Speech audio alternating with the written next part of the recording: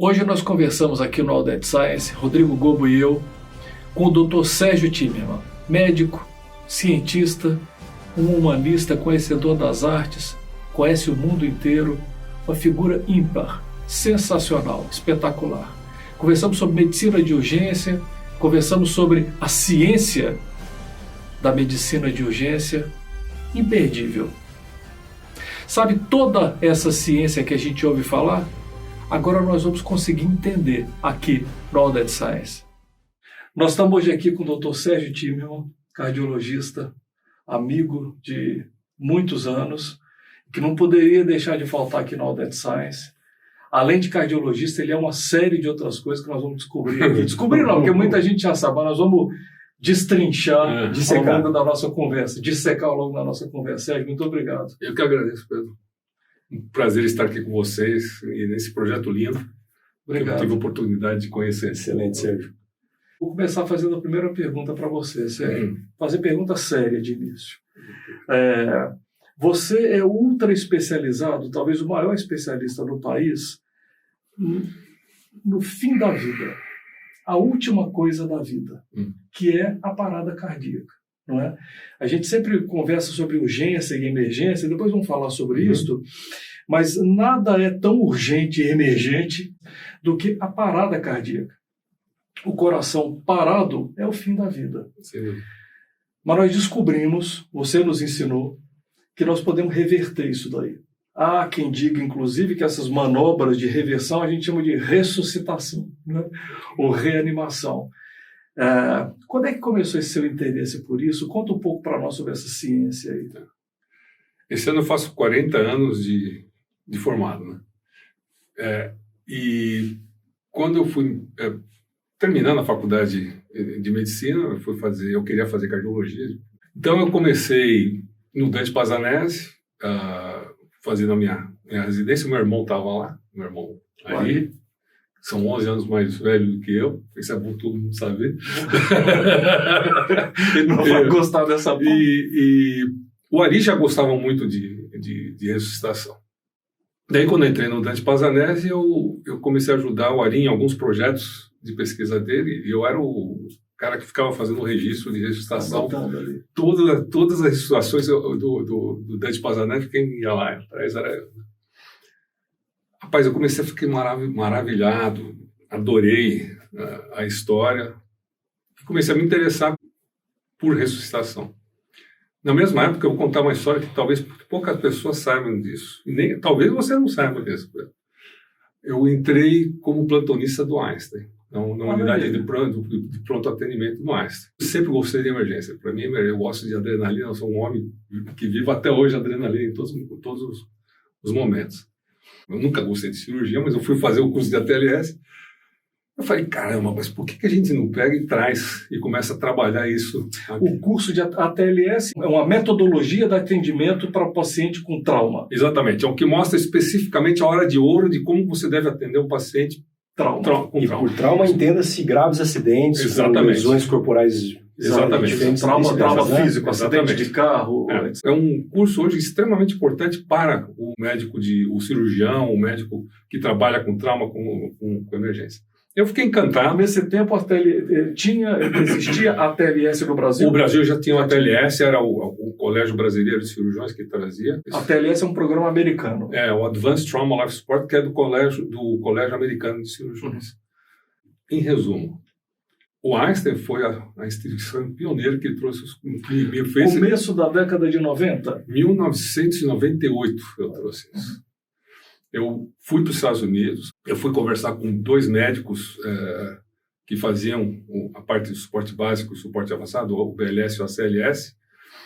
De vez em quando eles vinham para o Brasil para fazer uns cursos vendidos para um curso, mas eles nunca fincaram pé aqui. Eu falei, não, eu quero que a gente possa trazer isso definitivamente para cá. E em 1998, oficialmente, eu consegui fazer com que os cursos ACLS, BLS e PAUS fossem fincados no Brasil junto com... O PAUS é o de pediatria. De pediatria. Emergência especial. Exatamente.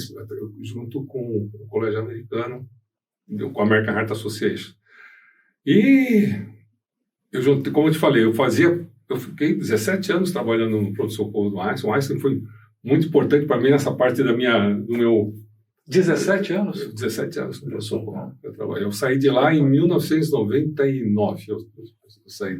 E para contextualizar, né, acho que a importância do ACLS, né, o senhor me corrige, mas eu acho que ele trouxe uma normatização, protocolos de conduta. Tá, eu vou parar com isso. Normatização, protocolos de conduta, né, e trouxe uma regra em cima daquilo que era muito diverso, né? Exatamente. Isso? O que acontecia antes a gente tinha uma heterogeneidade de condutas na parada. Tanto suporte básico, desde o pré-hospitalar até a sala de emergência propriamente dita. E isso foi a maneira com que foi a régua de fazer. Vamos começar a fazer as coisas de uma maneira mais padronizada. E hoje não tem um hospital que não tenha o seu centro de treinamento para fazer isso. E uma coisa foi chamando a outra. Eu comecei a me interessar e eu falei, isso aí vai ser a minha linha de vida e de pesquisa. Eu não faço outra coisa que não seja isso. Então, eu comecei a ter amizade com o pessoal dos comitês de emergência e ressuscitação, primeiro da Europa, dos Estados Unidos. Eu fui a pessoa que fundei a Aliança Internacional dos Comitês de Ressuscitação, juntamente com a American Heart, a Aliança Europeia, a Sul-Africana, Canadense e australiana.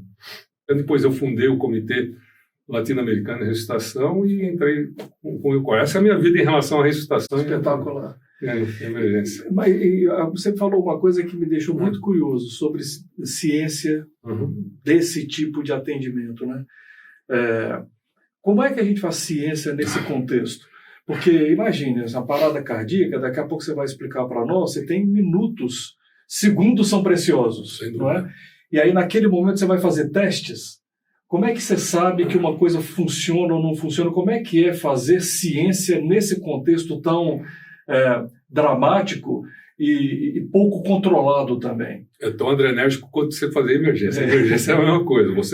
É difícil você pegar um consentimento para você fazer um tipo de técnica, algum tipo de manobra nova num paciente em parada cardiorrespiratória. Você precisa que a pessoa ou um familiar responsável te autorize a fazer. E aí nós procuramos em alguns projetos, conversando com os grupos de pesquisa, para saber como é que nós fazíamos para poder fazer esse tipo de pesquisa. E se você pega hoje todas as diretrizes internacionais de emergência e ressuscitação, da Associação Americana, Europeia, você vai ver que os níveis de trabalhos, eles não têm a evidência, eles não têm a força de números como a gente pega, por exemplo, de um novo tratamento, por exemplo, na parte de infarto com novos stents, ou então na parte de novas farmacologia. Farmacologia, por exemplo, da parada cardiorrespiratória, eu falo que a melhor farmacologia que existe, porque praticamente a gente não usa droga. Você pega a adrenalina que está em xeque. É verdade. Você pega o bicarbonato que já foi jogado para fora. O cálcio, a mesma coisa. Daí você procura um dia um beta-bloqueador, talvez ele consiga alguma coisa. Não sei. Então, o foco hoje das pesquisas em emergência e ressuscitação é o pré-parada cardíaca. Você conseguir tentar levar o paciente a não ter a parada cardíaca e o momento dela com manobras de ressuscitação. É muito difícil. Eu fiz a minha pesquisa em cima de fazer a comparação da ressuscitação estándar com a ressuscitação automática. E eu tive que fazer isso em pacientes que estavam em final de vida, então eu precisava trabalhar isso para falar, olha, não temos mais o que fazer que não seja tentar esse equipamento. A mesma coisa a gente tem feito com hipotermia terapêutica, com outros tipos de, por exemplo, nós estamos fazendo hoje um protocolo de garroteamento de membros para aumentar, garroteamento de membros, o torniquete. Os torniquetes. Na hora da parada cardíaca, aplica um torniquete, um equipamento? Não é um equipamento, é um torniquete que foi feito especificamente para a parada cardíaca que você faz para aumentar a pressão de perfusão coronariana. E nós estamos fazendo esse tipo de pesquisa. Agora, Sérgio, apesar de ser uma ciência muito difícil de ser feita, o que nós temos de dado é muito eloquente, né? Sensacional. Quando não havia nada disso, como eu disse no começo, esse era o fim da vida. Agora, qual é a chance de você trazer alguém de volta, aplicando bem, vamos lá, e no tempo certo as coisas? As pesquisas mostram isso claramente, que no momento que você tem uma parada cardíaca, uma parada cardíaca é um momento que o teu coração para e você não tem uma doença terminal, você parou por alguma razão que pode ter sido um infarto ou um acidente vascular cerebral, não importa. Teve a parada cardíaca, a cada minuto que passa, se você não fizer absolutamente nada, é 10% de chance de você morrer. Cada minuto. Cada minuto que passa. Você tem que atuar, e isso é uma coisa que foi demonstrada inicialmente pela American Heart, depois pelos outros as grandes entidades, que nós tínhamos que fazer uma corrente de sobrevida em emergência. E essa corrente de sobrevida, ela ganhou evoluções de acordo com a ciência. Quer dizer, tem que estar treinado para esse atendimento quem está lá. É o seguinte, você teve a parada cardíaca, o coração parou de bater. Você tem que fazer com que aquele coração, que você dê oxigenação para o cérebro, para o resto do organismo, com o quê? Ou com a sua massagem cardíaca, ou você reativar o coração. A coisa mais importante hoje que a gente fala é manter a coisa simples. Você faça, primeira coisa, a manutenção da vida. Massagem cardíaca. Bem feita. A segunda é reverter o ritmo, se ele tiver, a grande maioria das vezes, é um paciente que está com um ritmo caótico que perde a contração útil, que seria a desfibrilação. A corrente da sobrevida, eu falei que ela teve uma evolução, e ela é muito simples e fácil, até para as pessoas entenderem. Ela iniciou com 4 elos. O primeiro elo é, eu reconheço a parada cardíaca. Na época, vamos falar do atual, reconhecimento hoje da parada cardíaca, mantenha simples. Porque esse ponto não é um ponto fácil, é importante, né? Uma pessoa cai na sua frente, como é que você sabe que é uma parada cardíaca? Reconheça a parada cardíaca. 2 sinais que nós discutimos. Quais são? A pessoa não está contratando e não está respirando. Você chama, ela caiu, desmaiou, caiu inconsciente e não está respirando. Está em parada cardíaca, até prova o contrário. Chama para o socorro. Nós já temos um problema no Brasil, que eu discuto isso, nós não temos um número único. O pessoal ficava, chama pelo o nosso número é 192, mas nós vamos falar, outros falam 193, mas é 192, o nosso número é 192. Então, reconheceu a parada cardíaca, tá inconsciente, não está respirando, chama para o socorro. Daí você não vai ficar parado esperando socorro, daí vem um segundo elo, compressões torácicas. Compressões torácicas firmes, ritmadas, a gente fala forte, e com profundidade. O coração é uma bomba que faz o sangue circular. Exatamente. Se ele para, eu preciso... Claro, se as suas mãos, elas são o teu coração até ele voltar a bater. E isso funciona. Isso funciona porque você pega lugares que não tenham o que a gente chama de acesso público ao suporte básico ou à desfibrilação, a chance de sobrevida é menos de 1%. Locais que fizeram bem feito isso, eu te dou vários exemplos, cassinos de Las Vegas, aeroportos. No Brasil, eu me sinto muito feliz em falar metrô de São Paulo. Nós temos, metrô de São Paulo hoje tem 40% de chance de sobrevida 40%. Se você tiver uma parada cardíaca dentro do metrô de São Paulo. O que sem isso seria 100% de 0% de sobrevida. Cassino de Las Vegas. Eles são tão rápidos que se você tem uma parada, eles veem a fibrilação ventricular, vem o caos elétrico do coração, as vítimas, a gente não vai nem falar do paciente, as vítimas que têm parada cardíaca, que conseguem receber a desfibrilação com menos de 3 minutos, tem 70% de chance de retornar. Isso é um trabalho belíssimo que está no New England, vale a pena ser lido. O reconhecimento, treinamento... A primeira, o que eu falei, primeiro reconhecimento e chamar para o socorro, compressão torácica. A terceira é, como a grande maioria das vezes você tem um ritmo chamado fibrilação ventricular, que é um caos que você tem que reverter esse ritmo. Exatamente. Fica todo descompassado. Você precisa de um choque elétrico para reverter isso. E por isso saiu também, há muitos anos atrás, uma coisa que foi uma revolução, que é os desfibriladores. Nós não estamos falando do desfibrilador que a gente conhece nos nossos hospitais, os desfibriladores que são feitos para acesso público. São equipamentos que são mais fáceis do que você manusear um radinho de pilha. Você coloca on, ele fala, conecte os eletrodos do tórax do paciente, a face do paciente, choque indicado. Pá. Ele resolve. Isso, ele detecta a fibrilação e diz para você isso, que é para chocar, você aperta mais face. Não, você sabe por que você tem que apertar mais o botão? Por uma razão de uma lei norte-americana. Porque algumas vezes eles faziam, inclusive eles faziam isso automático. Então, e isso eu posso falar para você que isso está evoluindo cada vez mais. E é caro, Sérgio, ter um desfibrilador desse numa instituição, num aeroporto, etc. Então, é um investimento muito grande? Hoje você pode, em qualquer aeroporto, inclusive no Brasil, você hoje vê os desfibriladores espalhados em aeroportos. Eles eram uma tecnologia, né, antes. Cara, hoje você consegue pegar equipamentos desses que está no Brasil, em termos de real, 3, 4 mil reais. 4 mil reais? Um aparelho que você vai trocar a bateria a cada 5 anos. Aí que você pega um equipamento um pouco mais sofisticado, você vai pagar 7, 8 mil reais. É um investimento muito baixo. É que nem você espera nunca usar um extintor de incêndio, mas que se for usar ele, que ele esteja funcionando.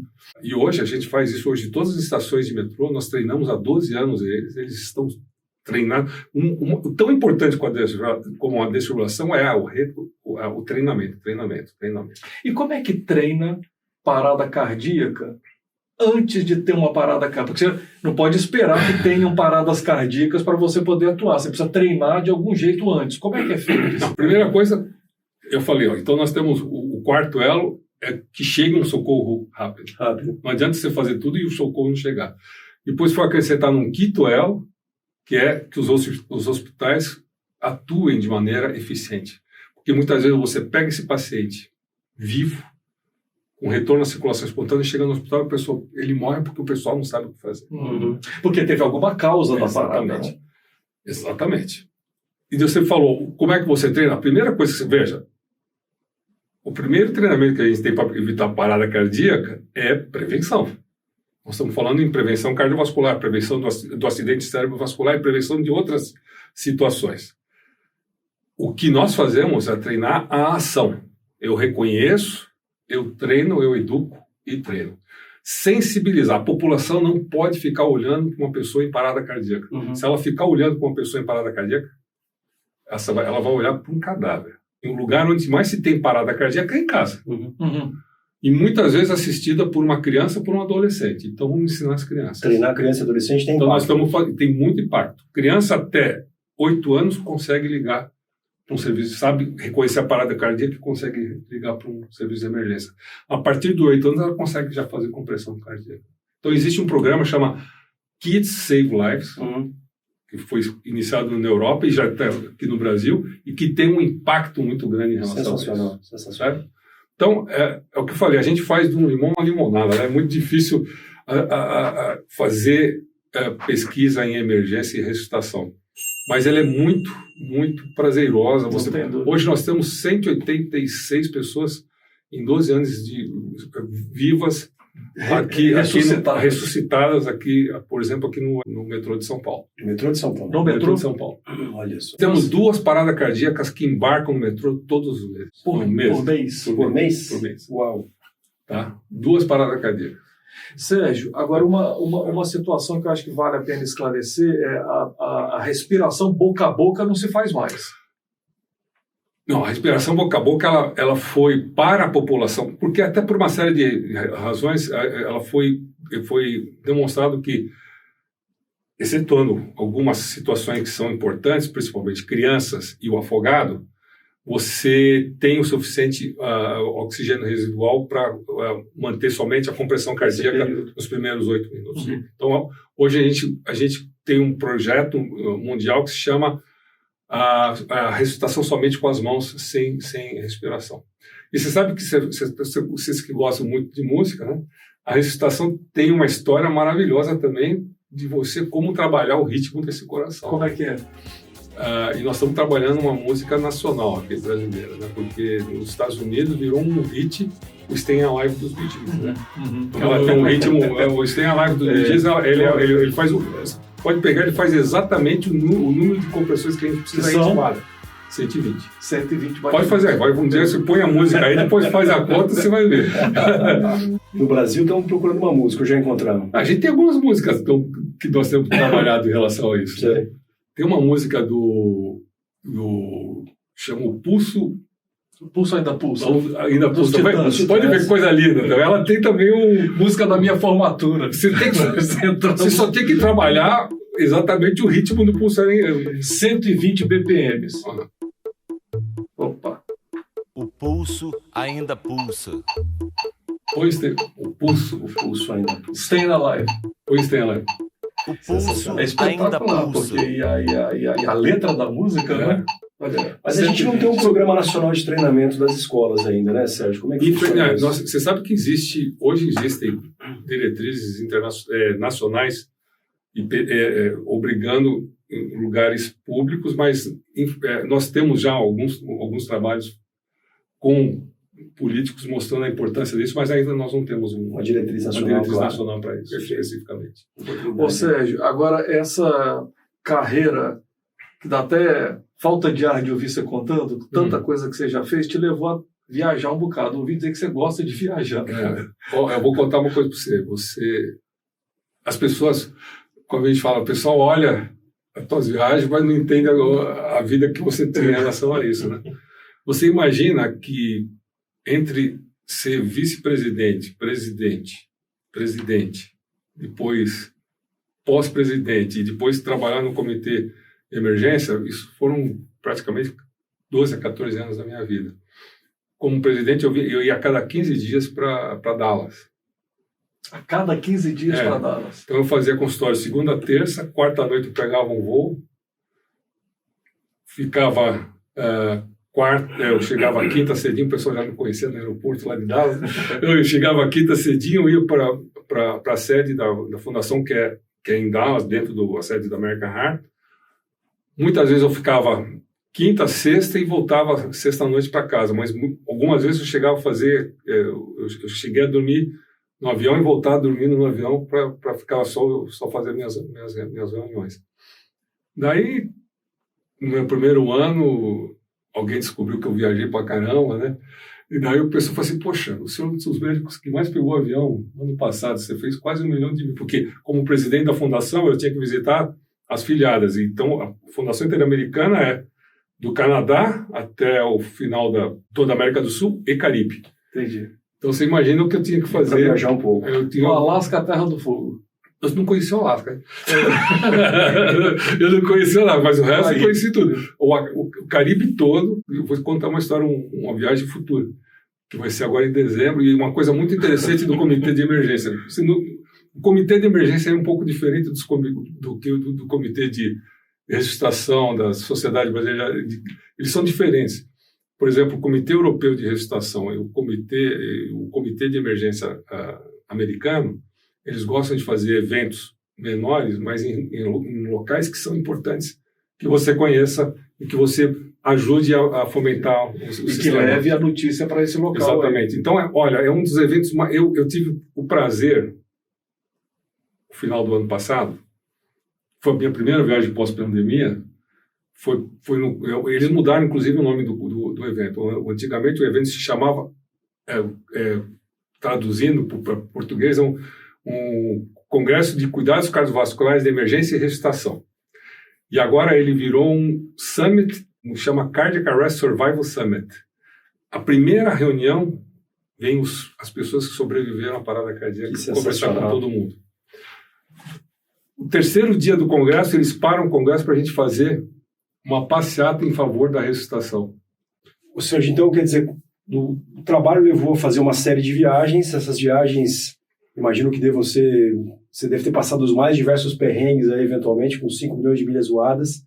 Você já atendeu alguém em parada cardíaca numa viagem dessa? 2 vezes. 2 vezes. Eu tive foi muito interessante a história. bem mais cheio aqui. E eu estava indo para um congresso europeu de cardiologia, cheio de cardiologistas. Você conhece a maioria que estava lá. Né? Eu estava dormindo, estava descansando, dormindo, tinha tomado um vinho, uma coisa, daí chega uma aeromoça assim para mim e assim, o senhor está sendo chamado lá atrás. Eu? Mas o que tem a ver uma coisa com a outra? Não, tem uns médicos lá fazendo, quem entende de coisa boa é você aqui, né? E aí eu fui atender uma flight attendant que estava em parada entre uma... Uma aeromoça. Aeromoça. Uma aeromoça teve uma parada. Ela teve uma hemorragia. Resumindo a história, ela teve depois eu fui descobrir a história dela, ela teve uma gravidez ectópica e ela teve um sangramento e teve uma hemorragia enorme, teve uma parada, a gente fez um voo, aterrissamos perto de Halifax, do Canadá, e ela sobreviveu depois, a gente fez a massagem. Era uma emergência hemorrágica. Exatamente. Hemorragia interna. E a segunda situação que eu estava chegando em Miami, um médico, ele não chegou até parar, é um assunto muito importante, e quem acabou atendendo ele fui eu, e quando eu cheguei lá, ele é um médico que é da Escola Pós-Medicina, até hoje nós nos conversamos, ele está super bem. E os aviões têm desfibriladores hoje, né, Sérgio? A companhia aérea que não tem um desfibrilador, você foge dela. Porque eles têm que estar super bem preparados. A maioria hoje das companhias aéreas, elas têm desfibriladores, tem medicações e principalmente o pessoal treinado para isso. Então, eu me sinto muito feliz também com isso, porque você vê que uma coisa conecta com a outra. Eu viajava muito, o diretor médico da Varig, da falecida Varig, é um grande amigo, é um médico, é o Dr. Paulo Alves. Ele me pediu para ajudar ele a trazer os desfibriladores, então nós fomos os primeiros a colocar os desfibriladores em primeira companhia aérea no Brasil, foi a Varig. Eu tenho isso publicado. O Paulo é uma pessoa tão importante nisso que quando a Varig teve os problemas que ela acabou sendo vendida e quebrou, o Paulo foi convidado, hoje ele é um dos principais médicos de segurança de voo dos Estados Unidos, morando nos Estados Unidos. Sérgio, e com relação ao atendimento médico no ar, né? Poxa, você é um super viajante aéreo, né? E sempre nós, como médicos, somos inquiridos aí, perguntados a respeito dessa situação. Poxa vida, tem um médico presente nesse voo, aí você vai lá, se identifica, você atende e você detecta que é um caso grave. A tomada de decisão por interromper esse voo, etc., é do comandante, né? Do médico e do comandante. Por isso que eu falo, se você não tem condições de atender uma emergência a bordo, você tem que falar que você não se sente preparado em fazer esse atendimento. Porque o seu papel lá dentro como médico é essencial. Exatamente. O profissional de saúde, de uma maneira geral, a gente tem bons profissionais de saúde que têm condições de fazer o atendimento inicial. Então, tem muita gente que faz isso de uma maneira que não são médicos, por exemplo, nos Estados Unidos e na Europa. E o que a gente treina, o que se treina, em primeiro lugar, questionar, pessoal, você está em condições de fazer um atendimento a bordo? Você pode, daí ele vai pedir o teu documento para saber se você está fazendo aquilo, se você é um voluntário ou você é um profissional de saúde, né? Entendi. E você tem que falar, eu me sinto confortável ou não me sinto confortável em fazer o atendimento a bordo. As 2 vezes que eu desci a aeronave, eu falei, chama o... Não é uma decisão simples, né? Mandar baixar um avião. Muito difícil. Parada cardíaca no avião, antes do advento da desfibrilação, antes do advento das pessoas aprenderem a fazer suporte básico, sabe qual era a possibilidade de sobrevivência dentro do avião? 0. Atualmente, você pega companhias aéreas, a gente fala, ainda é um número baixo, mas é 25%, 30% de sobrevivência. E perto do 0... Parece baixo, mas é de cada 3, 1, não é? Agora, você imagina o seguinte, eu decidi que esse avião vai descer. Nós não estamos falando de avião pequeno, nós estamos falando de avião de cruzeiro. O avião de cruzeiro, para conseguir um lugar para parar e para descer, ele não vai gastar menos de 20 minutos. Se tiver com os tanques cheios, então... porque ele não vai baixar menos de 20 minutos. Então, você tem que saber o que você está fazendo lá em cima. Você tem que saber atuar naquele momento. E no momento que você declarar a emergência, você vai descer e saber que você vai ter ainda um tempo muito grande para você conseguir descer. paciente, vítima, etc. Então, é difícil. E tem algumas coisas, tem algumas peculiaridades que eu tenho trabalhado com o Paulo. O Paulo está fazendo um levantamento muito interessante, que tem menos fibrilação ventricular, menos ritmo caótico dentro do avião do que a gente esperava. Tem mais atividade elétrica sem pulso e assistolia. O porquê? Será que as pessoas estão morrendo silenciosamente ou talvez seja uma embolia pulmonar? Importante. Cenas para os próximos capítulos para a gente aprender em relação a isso, né? Agora, tanto tempo viajando e fora de casa que levou a ter que comer em restaurante, não é? Eu estou querendo arrancar aqui alguma coisa que eu sei que você gosta, que é o Sérgio conhecedor de restaurante como poucos. É o que eu estava, volto a falar, né? É um link de vida, né? Tem algumas filosofias de vida. Tem uma frase muito boa de um médico português, o Salazar, 1800 e os quebrado, que ele falava que o médico que só sabe medicina, nem medicina sabe. E eu concordo. Essa pessoa, não, eu só vivo. Nós somos médicos, a gente vive a medicina no momento que nós pegamos o nosso CRM. Mas nós também temos uma vida, né? Então, eu não vou deixar de querer fazer uma viagem a lazer, além de trabalho. Eu quero poder comer. Eu gosto muito de vinho, então eu vou conhecer isso. E a vida me levou a ter um prazer pela gastronomia e a sorte de conhecer algumas pessoas que viviam na gastronomia. Eu virei médico, sou médico de alguns chefes de cozinha e gosto de gastronomia. Então, todas as viagens, você me perguntar qual foi o momento, o marco inicial da minha vida, que, para mim, você não consegue fazer uma viagem cultural sem conhecer a cultura gastronômica daquela região. Entendo. Se você vai lá, se você só for nos fast foods da vida, você não conheceu o que acontece naquela região. E não vai pensar, não, o Sérgio é uma pessoa que adora só restaurante, estrela Michelin. Não, eu gosto da comida de rua até o 3 estrelas Michelin, não tem problema nenhum. Eu gosto de experimentar a cultura. Eu acho que aquilo que você está fazendo é cultura, né? E à medida que o tempo foi passando, com essa sua imaginação e com esse seu elan científico, você também entrou na técnica gastronômica, imagino. Quer dizer, isso não é para iniciante, não é intuitivo. Gastronomia gastronomia é uma coisa muito técnica. É sério, é muito sério. Eu vou falar sem problema nenhum. Eu tive recentemente num evento em Lima, daí eu fui num restaurante que hoje é o segundo melhor restaurante do mundo, que é o restaurante central do Virgílio Martinez. Estou fazendo até uma propaganda aqui para ele. Peru, Lima. Uma capital gastronômica importantíssima hoje, né? Daí você entra dentro do restaurante do Virgílio e você conhece o Peru ali. Uhum. Ele falou assim, olha, hoje você vai ter um menu em que você vai conhecer a mais alta altitude do Peru até a mais baixa altitude do Peru. E ele trabalha isso. Nós temos aqui em São Paulo, no Brasil, em vários lugares que você consegue conhecer a cultura do seu país através da comida, entende? Então, eu virei um fã. Tem muita gente fake news, né, também nessas coisas, mas eu virei um fã de gente que sabe cozinhar. A gente conhece. Hoje eu posso falar que eu conheço um pouco a maneira. Eu não sou, eu gosto de cozinhar também, eu acabei aprendendo muito a cozinhar um pouco, mas eu gosto muito de vivenciar a cultura gastronômica. Eu sou um gourmand inveterado na minha vida. E isso me rendeu um programa sério em congresso, sabia? Por quê? Porque todos os meus amigos já conheceram essas minhas... Aí, toda vez que eu vou viajar para o congresso, em qual restaurante você vai? Posso ir com você?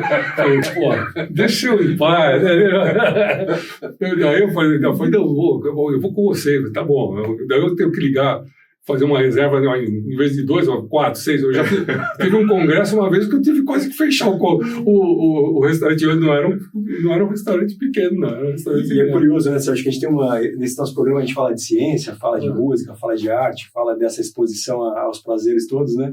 E essa história dessa culinária molecular, né, que se une ciência com alta gastronomia, né? Quer dizer, você reconstruir o sabor dos alimentos em apresentações distintas, né? Esse foi um movimento bem forte agora, né?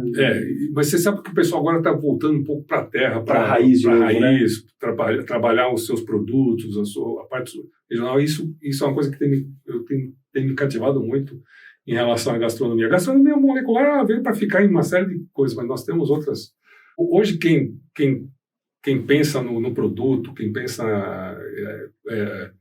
naquilo que você vai consumir de uma maneira... como eu posso trazer o meu país, como eu posso trazer a minha região através da minha culinária é sensacional. A boa gastronomia, ela é sempre local? Ou é possível você ter em São Paulo um belíssimo restaurante francês ou a francesa? Como é que funciona isso daí, Sérgio? Você tem as duas coisas. Você pode ter uma boa gastronomia local e você tem grandes chefes espalhados pelo mundo. E São Paulo é um exemplo. São Paulo, Rio, hoje o Brasil que tem grandes exemplos de maravilhosa culinária. Se eu começar a falar um ou atrás outro aqui, eu vou ter um problema depois.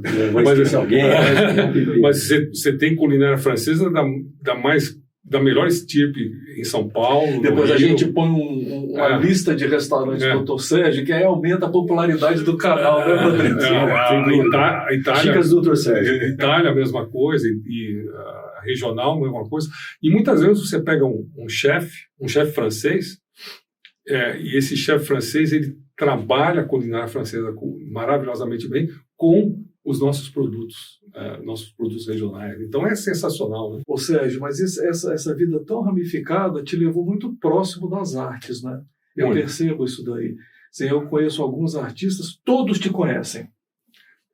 Mas você sabe que eu perdi meu pai muito cedo. Eu perdi meu pai quando eu tinha 13 anos de idade.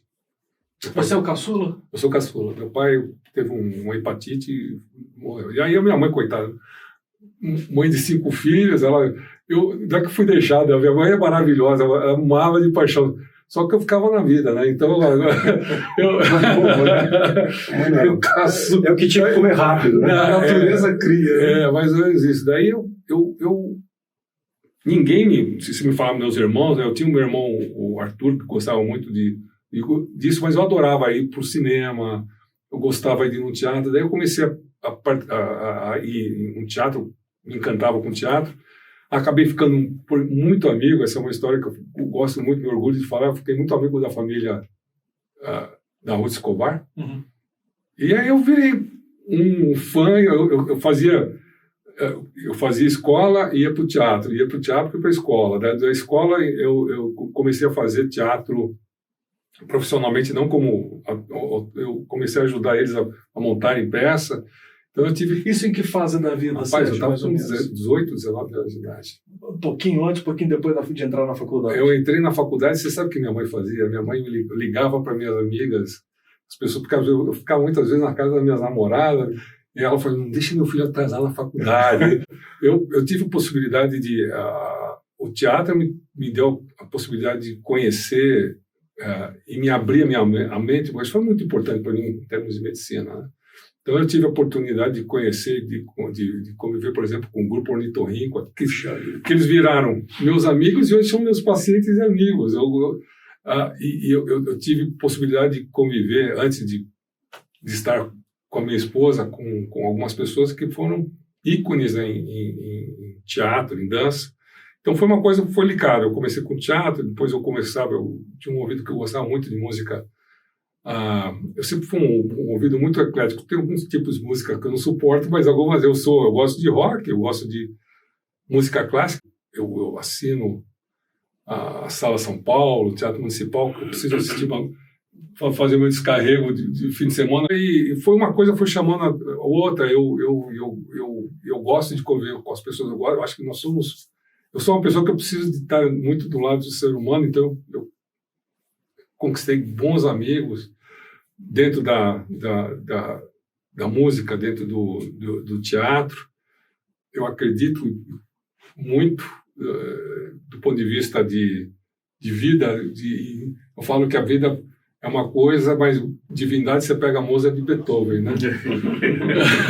E uma vez eu estava falando com um diretor, eu falei, puxa, quem sabe um dia eu vou ter possibilidade de reger um Beethoven, né? Olha só.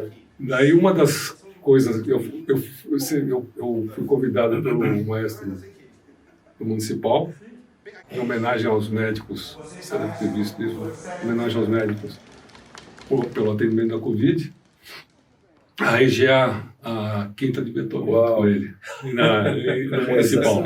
E você regeu a quanto? A 120 BPM? Não, eu acho que meu 120 BPM estava no meu coração, viu?